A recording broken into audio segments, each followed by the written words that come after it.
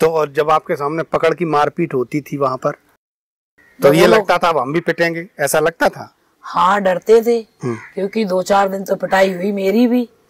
फिर डरते थे तो सोचते थे कि ये तो बहुत बुरा जीवन है, ये भगवान मेरी मार ना पड़े तो ज्यादा सही है। पैसे माँ बाप पता नहीं दे पाएंगे कि नहीं, उनसे मिले, बातचीत करें। और मुलाकात आदमी हो रही थी। तो फिर कुछ दिन हो गए तो फिर वो लोग, मतलब जो गैंग लीडर थे, वो कहते थे कि पकड़ो को लाठी बजाओ। लाठी देते थे मेरे हाथ में, तो बजाओ। अच्छा, तुमसे पिटवाते थे? हाँ।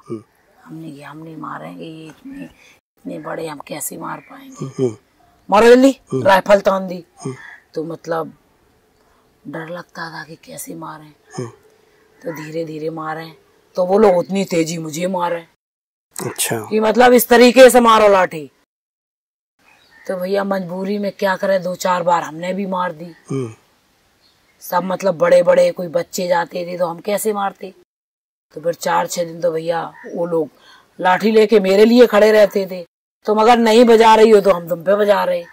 तो इसलिए मेरी मजबूरी मुझे लाठी मतलब उन लोगों को बजानी पड़ी।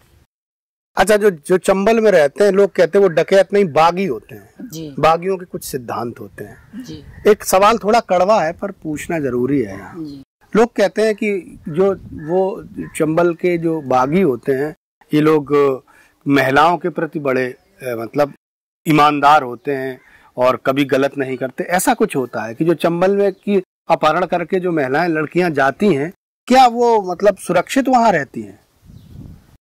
सही जवाब मैं उम्मीद करूंगा। हाँ, मतलब जो गैंग लीडर वहाँ पे होते हैं, गैंग लीडर ही मतलब उनको अपने साथ में रखते हैं। अच्छा, मतलब गैंग लीडर उनके साथ मतलब दुराचार वगैरह जो भी और कोई गलत नजर से नहीं देख सकता। अच्छा। हाँ। कुल मिला के होता है जो सरगना होता है जी, वो किसी भी लड़की को लाता है और उसके साथ अपना मतलब संबंध बना के और रखने लगता है, क्योंकि लड़की के पास तो फिर कोई चारा नहीं हो। तो ये जिंदगी से तो आप भी गुजरी होंगी बहुत। हाँ, बिल्कुल गुजरे भैया। जब पहले मतलब यहाँ से जाना हुआ, 4 से 8 दिन चलते रहे लगातार। और जब मतलब ये नौबत आई हमारी कि सारे वस्त्र निकालो या फला काम के लिए टिका, तो भैया बड़ा ऐसा लगा कि ये गोली मार दे तो ज्यादा सही रहेगा।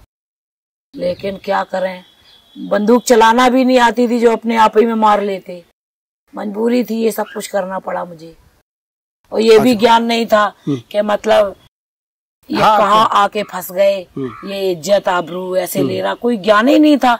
गांव में रहना, कोई अच्छा बुरा यही ज्ञान नहीं कि मतलब ये सब चीजें, ये तो पता ही थी कि गलत हैं, लेकिन ये पता नहीं था कि मतलब ये सब बाहर कितनी दुनिया में बदनामी हो रही होगी, कितना ये सब मेरे माँ बाप का नाम डूब रहा होगा। नहीं तो इसमें आपका मुझे क्या, इसमें तो आपका कोई दोष ही नहीं है। आप इसमें क्या कर सकते भाई? कोई आपको अपहरण करके ले गया या किसी को भी ऐसे किसी के साथ, इसमें को आप दोषी खुद को क्यों मानेगी? इसमें आपका कोई दोष ही नहीं है। ये तो मतलब एक ये चीज है कि किसी के भी साथ अगर कोई अपराधी है तो वो तो अपराध करना उसकी प्रवृत्ति है ना। अब मतलब सोचते तो इसलिए है कि दुनिया के पुलिस ने मुकदमे लगा दिए मुझ पे, तो हम भी कभी कभी ये सोचते हैं कि देखो बिहाड़ी दुनिया में मतलब मैंने कोई अपराध नहीं किया, कोई गुनाह नहीं किया, ये मुकदमे कैसे आ गए? तो फिर कैसे? यही तो मैं भी जानना चाहता हूँ। रेणु यादव का नाम डकैत, डाका, लूट और इसमें अपराधों में, मर्डर में कैसे आने लगा? इसकी क्या प्रक्रिया मतलब कहानी होती है? मतलब कि जो भी जैसे सीमा परिहार के साथ हमने एक इंटरव्यू किया था जी, तो उन्होंने भी यही बताया कि मतलब जिस लड़की को ये लोग किडनैप करते हैं, फिर उस लड़की के नाम, मतलब उस लड़की का नाम कैसे, वो तो मतलब पकड़ हुई, अगर उसके घर वाले पैसे नहीं दे पाए तो क्या ये लोग उसको डकैत बना देते हैं? कैसे ये सब कहानी शुरू होती है भाई? होता क्या है कि मतलब जो गैंग के लोग होते हैं, कहीं वो बाई चांस मर्डर करने गए, उन्होंने मर्डर कर दिया, वो लेटर पैड गैंग लीडर छपवा लेते हैं पहले से। अच्छा, उसके लेटर पैड होते हैं, जैसे उसमें लिखा होता है, विधायक मंत्रियों के होते हैं उनके, उसमें लिखा होता है दस्यु सरगना फलाने सिंह और दस्यु सुंदरी फलानी सिंह। अच्छा, उसमें लड़की का नाम। हाँ, तो ये सब एक क्रेज बनाने के लिए कि हमारे साथ लड़की, इसलिए नाम डलाते हैं कि लड़की को फंसाने के लिए कि फिर ये जब अपराधी हो जाएगी तो जाएगी नहीं, यही तो हो सकता है। पूरी बात तो मुझे भी पता नहीं थी। अच्छा, तो आपका नाम लेटर पैड में पड़ता था? हाँ, लेटर पैड में जब नाम छप के आया तो हमने कहा ये सब क्या है। बोले अब तुम यहाँ से कहीं जा नहीं सकती हो, तुम बाहर जाओगी तो पुलिस तुम्हें मार देगी। मतलब काफी बार मुठभेड़ भी हुई। तो जैसे मैंने सोचा कि रुक जाए तो पुलिस फायरिंग कर रही है, तो अब करें क्या। वो लोग बोले चलो जल्दी, अगर चलोगी नहीं तो पुलिस तुम्हारा एनकाउंटर कर देगी। तो फिर मजबूरी में उन्हीं के साथ भागना होता। तो हाँ, जैसे कुछ लोग कहते थे कि रेणु यादव चंदन यादव की पत्नी है, क्या आपकी चंदन यादव से शादी हुई? नहीं, शादी तो नहीं हुई थी। जब वहाँ पे काफी दिन रहते रहते हो गए तो वो बोले कि जब हाजिर होंगे तो मतलब तब शादी करेंगे रीति रिवाज के साथ में। अभी अच्छा। बिहार में यहाँ ना कोई रिश्तेदार आएगा, है पुलिस आ जाए, कितने टाइम गोली चलने लगे, हम लोग शादी जश्न मनाने लगे, तो मतलब पता नहीं हम मरे कि तुम मरो कि दोनों मर जाएं। कुल मिला के एक इमोशनल अटैचमेंट में आपको बांध लिया, जिससे आपको ये लगने लगा कि अब मेरी दुनिया यही है। और मतलब इनसे ही हमारी शादी भी अब हो जाएगी, क्योंकि हमारी जो भारतीय परंपरा की लड़कियां हैं वो एक उसी परिवेश में बंध जाती हैं। मतलब वही सब चीज बताते थे, मुझे तो और चीजों का ज्ञान ही नहीं था। अब आप बताइए, घर से और स्कूल और स्कूल से घर और कोई दुनिया देखी ही नहीं थी। ना कभी ममाने गए, ना घोड़ा, ना गाड़ी, ना गांव में कभी स्कूल में मतलब गाड़ी आड़ी आ जाती थी। जैसे कभी गांव में पुलिस आई तो पुलिस को देख के लगता था हम लोग भाग के देखने जाते थे। मतलब सोचते थे कि पढ़ लिख के मतलब कभी हम भी पुलिस बन जाएंगे, है ना, ऐसे कपड़े पहनेंगे। ये लोग देखो मतलब बंदूक हाथ में लिए हैं, असले लगाए और स्टार 3 स्टार लगे, कहीं यहाँ पे बिल्ला इल्ला लगा होता। तो हम लोग सोचते थे यार पढ़ेंगे। स्कूल में जैसे दौड़ होती है और वो खेल खिलाए जाते हैं, तो मतलब उन सब में आप अव्वल थे। हाँ, सबसे हम खेल कूद में दौड़ में आगे रहते थे।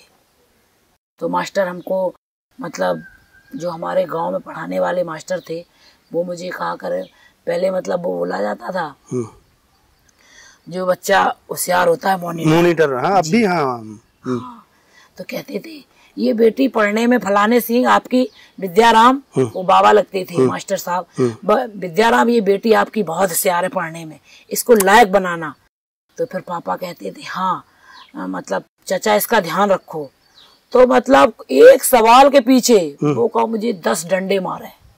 अच्छा। एक सवाल जरा भी गलत हो जाए तो 10 डंडे मारते थे। कुल मिला के आप खेलकूद और पढ़ने में दोनों में अच्छी थी।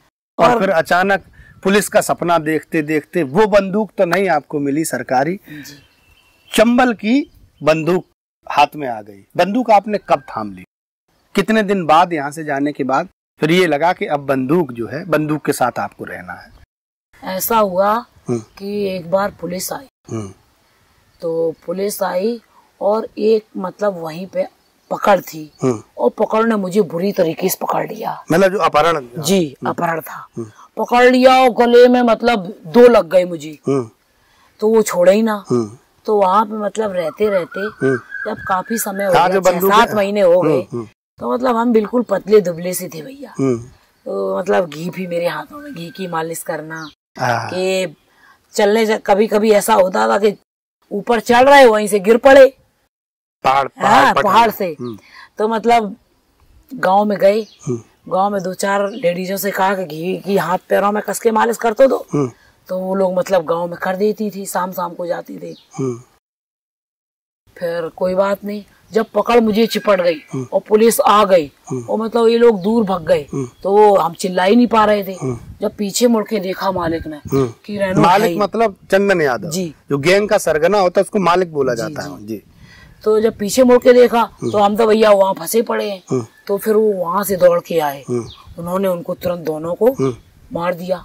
अच्छा। हाँ, वो मुझे छोड़ ही नहीं रहे थे। अच्छा। तो उसी दिन भैया हमने फिर मजबूरी में राइफल पकड़ ली। फिर आप लोगों को बाकायदा ट्रेनिंग दी गई राइफल चलाने की? हाँ बिल्कुल। कितने दिन आपने ट्रेनिंग ये ली? ट्रेनिंग क्या, वहाँ डेली खुलती थी, मतलब बाहर से लोग सिखाने, जैसे कोई फौजी होता है, कोई ब्लड प्रूफ ले आया, कोई हेलमेट ले आया, कोई सेमी ले आया, मतलब तो फौजी टाइप में मतलब जो लोग होते फौजी होते हैं, तो उन्हें तो पूरी मतलब हर चीज की जानकारी होती है। वही लोग हम लोगों को बताते थे, क्योंकि पुर्जे बहुत छोटे छोटे होते हैं। ये फंस जाएगा तो कैसे निकलेगा, जब यहाँ पे मतलब ये चेम्बर है, ये फलानी चीज है, ये ढिकानी चीज है। तो मतलब मालिक को तो हर चीज का ज्ञान था। और फिर वो मुझे सिखाते थे कि अगर इसमें राउंड फंस जाए तो ये कैसे करना है, कैसे निकालोगी, कैसे फांसोगी। तो मतलब वहाँ पे फिर 5-6 महीने सीखने में लगे मुझे। फिर आप फायरिंग करने लगे जी।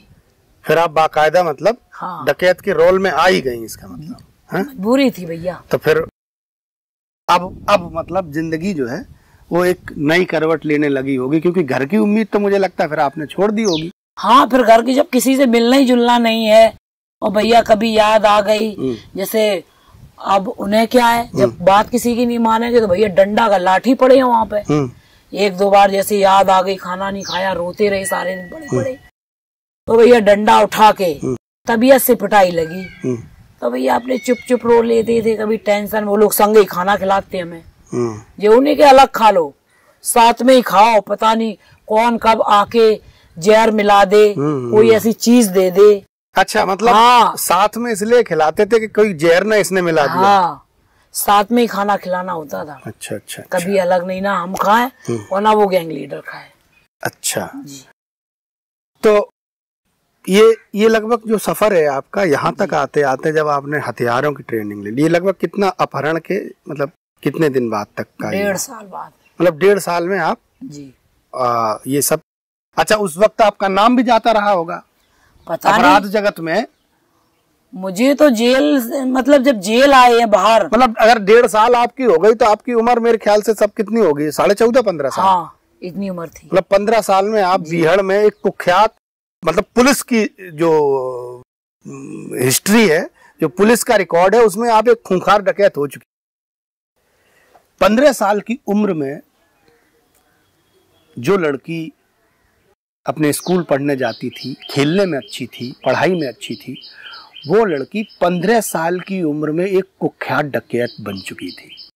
जिंदगी के रंग कई बार इतने स्याह होते हैं कि हमको यकीन करना मुश्किल हो जाता है। हमारे घरों में रहने वाली जो लड़कियां हैं, पत्नियां हैं, वो कभी ये सोच भी नहीं सकती कि किसी का जीवन इतना कड़वा भी हो सकता है। हमारे साथ हैं रेनू यादव। हम उनसे चर्चा कर रहे हैं उनके उन दिनों की जो दिन उन्होंने बीहड़ में गुजारे। सन